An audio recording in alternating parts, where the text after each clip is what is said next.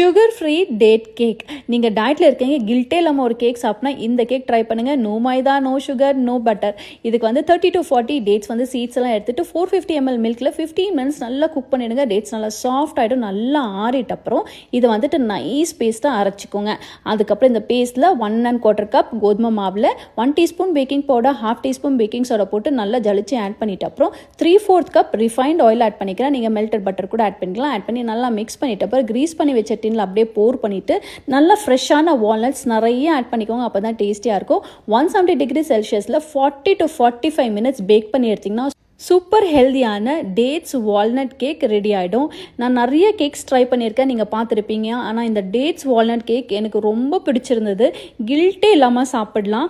ரொம்ப டேஸ்டியாக இருந்துச்சு. அந்த டெக்ஸ்சர் பாருங்கள், அதுலேயே உங்களுக்கு தெரியும். கண்டிப்பாக நீங்கள் ட்ரை பண்ணி பாருங்கள். Happy cooking. Blessings to you all.